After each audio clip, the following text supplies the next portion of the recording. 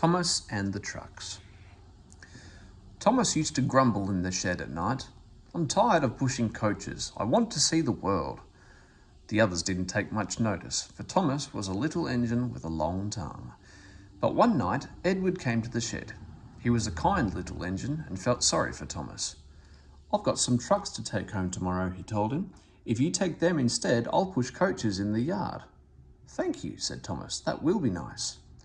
So they asked their drivers next morning, and when they said yes, Thomas ran happily to find the trucks.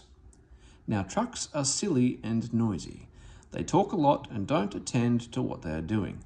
They don't listen to their engine, and when he stops, they bump into each other screaming, "Oh, oh, oh, oh, whatever is happening?" And I'm sorry to say they play tricks on an engine who is not used to them. Edward knew all about trucks. He warned Thomas to be careful, but Thomas was too excited to listen.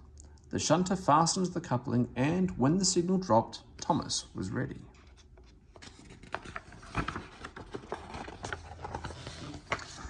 The guard blew his whistle. "Peep, peep," answered Thomas and started off. But the trucks weren't ready. "Oh, oh, oh, oh," they screamed as their couplings tightened. "Wait, Thomas, wait." But Thomas wouldn't wait.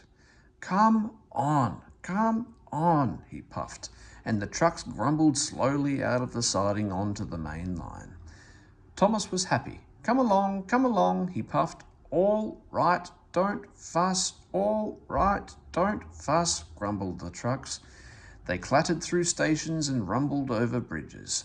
Thomas whistled, "Peep, peep," and they rushed through the tunnel in which Henry had been shut up. Then they came to the top of the hill where Gordon had stuck. "Steady now, steady," warned the driver, and he shut off steam and began to put on the brakes. We're stopping," called Thomas. No," answered the trucks and bumped into each other.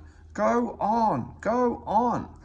And before his driver could stop them, they had pushed Thomas down the hill and were rattling and laughing behind him. Poor Thomas tried hard to stop them from making him go too fast. Stop pushing, he hissed, but the trucks would not stop.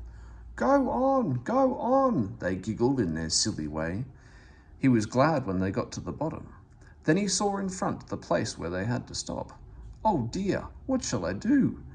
They rattled through the station, and luckily the line was clear as they swerved into the goods yard. "Oh!" groaned Thomas as his brakes held fast and he skidded along the rails. "I must stop," and he shut his eyes tight. When he opened them, he saw he had stopped just in front of the buffers, and there watching him was the fat director. "What are you doing here, Thomas?" he asked sternly. "I've brought Edward's trucks," Thomas answered. "Why did you come so fast?" "I didn't mean to. I was pushed," said Thomas sadly. "Haven't you pulled trucks before?" "No." "Then you've a lot to learn about trucks, little Thomas. They are silly things and must be kept in their place. After pushing them about here for a few weeks, you'll know almost as much about them as Edward. Then you'll be a really useful engine."